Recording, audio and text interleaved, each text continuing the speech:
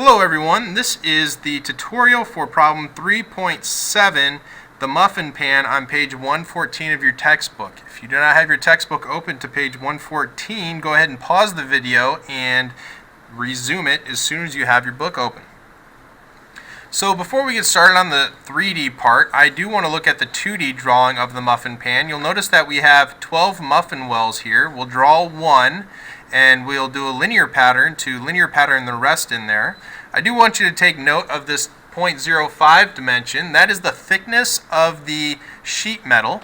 Now it is 0.05 all the way around, even down here at the bottom, and this is important to note because when we are drawing this muffin well, we will extrude a solid muffin well and then we'll extrude cut the hole.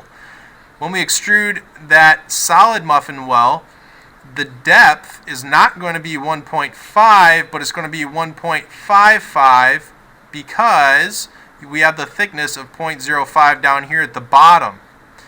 And also this 0.05 is going to come into play here at the diameter of this hole. Now the diameter of the hole is 3, but when we draw the solid muffin well, it's going to be 3.1.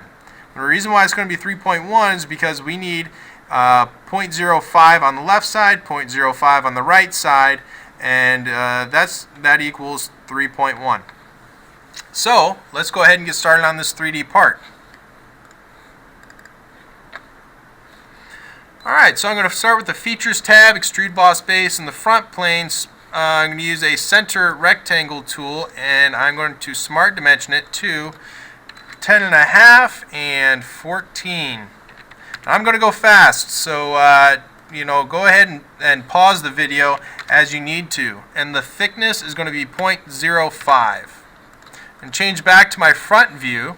Now here in my front view, what I'm going to do is I'm going to do a extrude boss base on the front plane, on the front of the object.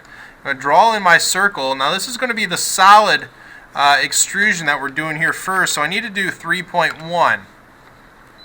And from the center of the circle to the top is 1.75, and from the center of the circle to the left side is also 1.5. Now my sketch is fully defined, so I'm going to go ahead and extrude the part, and I'm going to extrude it to 1.55, not 1.5. The reason why we have that extra 0.05 in there is because, again, remember the depth of the hole is 1.5, so we need 0.05 underneath the hole so the muffin doesn't fall out. Prove that sketch. You know what I forgot to do? I forgot to check and make sure that my extrude was going the correct direction, and look at that, it's going backwards, and I forgot to put my 10-degree draft in there. The functional purpose of the draft is so that your muffins slide out easier. If that was not drafted, your muffins would get stuck. Okay, so now I'm going to do an extrude cut, and I'm going to select in the front plane, do a circle. Smart dimension this circle. Now this circle, this is the hole, and that hole is 3 inches. And from the left side to the right side, it is also 1.75, 1.75 from the left as well. Okay, let's go ahead and extrude cut this. Now the hole is 1.5. Draft is still there. If you have a draft on the solid part, you still need a draft on that part. So I'm going to hit the green check mark. And there we go. Now we have one muffin well. Alright, so let's use our linear pattern, Features tab, linear pattern. For direction 1, let's do left and right. For direction 2, let's do up and down. Features to pattern, click the drop down list, boss extrude 2, and cut extrude 1.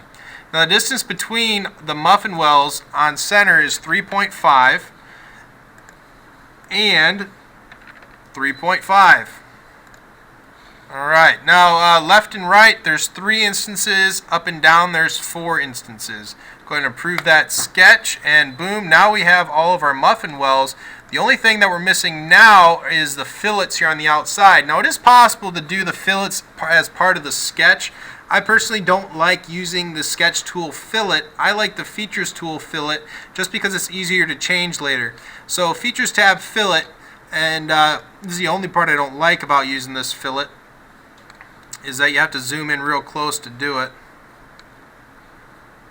You get all four corners selected here. Alright, and the radius is 1. You can see my preview lines there. Looks good. Muffin pan done. Alright, now, another part of problem 3.7 is they want to know what is the surface area that will be coated with non-stick material. So to get that, we are going to hold control and we are going to select every single surface on the that will come in contact with muffin batter. Now if you accidentally select an edge like this, you want to unselect that.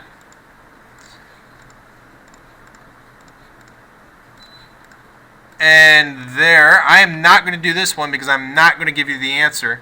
So, after you have all of the top surface and the muffin well selected, you're going to go to the Evaluate tab, Measures.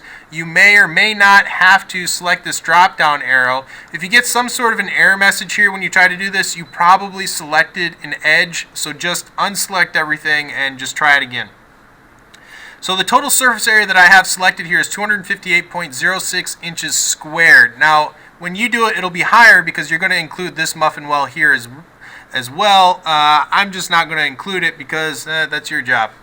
Alright, so you're going to need to remember that number, probably write it down because you need to put that into your 2D drawing. So let's get that 2D drawing going. File, make drawing from part.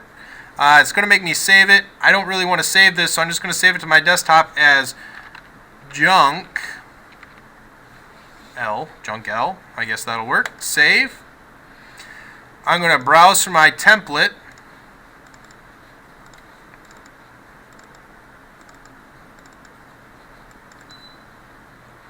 And if for some reason that browse button you couldn't select it, put a check mark in this box and it should pop up. Alright, so you may need to go to View Layout, Model View, and drop them in. I'm just going to drop them in from over here because I had my drawing open when I had my part open when I started my drawing. So I'm just going to drag them in. Okay, and all we need is a front view and a section view. So I'm going to do a horizontal section view. I'm going to click right there at the center of that muffin well. Green check mark. I'm going to place it there, and you'll notice that that's not the section view we want. So what we're going to do is we're actually just going to grab these arrows and drag those into the inside. And you'll notice that there's all this cross hatching up here. If you hit the rebuild button, it'll disappear and you'll have what we want. Now it's not in the right position, but it's locked in alignment, so I have to right click, go to alignment, and break alignment. Drag that off to the side. And I also want it larger, so with it selected, I'm going to go over here to the left, use custom scale 1:1 to make it nice and big. Alright, so there, nice and big. Alright, so let's go up to the Annotations tab, Model Items.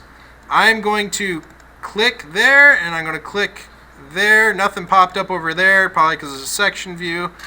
Green check mark. I'm going to go ahead and organize these. Some of them I will have to delete, like this 0.75. We don't need that there. This 3-inch diameter is displayed as a linear, so we need to change that. I'm sorry, it's displayed as a leader line. We need to display it as a linear line. And you'll notice that it's crooked, so you grab this grip here in the center and you can twist it. Alright, now I don't like where that radius of 1 is at, so I'm going to move that. And this is also bad form, having the 3.5 overlap the 3, so I'm actually just going to delete that and I'll put that down here below. This one there is fine. It's 14, that's in a good spot. Smart dimension, I'm going to put in this 3.5. I'm going to smart dimension to put in my radius down here. I'm going to put in my thickness. You may need to zoom in on this so you can select it correctly. I'm going to do my 1.5-inch hole dimension. And you need this 1.5 on the outside of this 0.05, otherwise you're going to have an arrowhead crossing over an extension line, and that's bad. With my smart dimension, I'm going to put in this 3-inch diameter hole, and pay attention that I'm clicking the corners to get that. Next thing I need to do is down here, I'm going to do another thickness dimension. And that looks good as far as my dimensions go. Let's just double check here. Yep.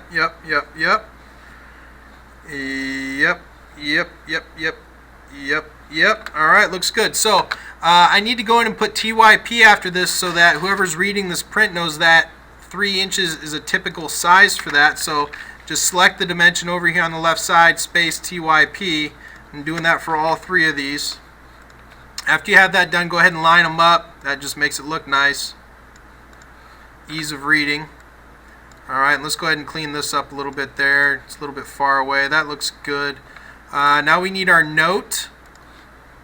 Select the inside there, drop down that note, and taper sides 10 degrees. Click in the white space to place it. Hit escape so you don't place it again. One more note down here at the bottom that says total surface area to be coated equals, and you're going to put in some number inches squared. Alright, or square inches. Alright, so that is the Muffin Pan 3D and 2D tutorial. Make sure your title block's all full. Everything over here is filled out. Save it as problem 3.7 in your Chapter 3 SolidWorks folder, and go ahead and print it out when you're ready.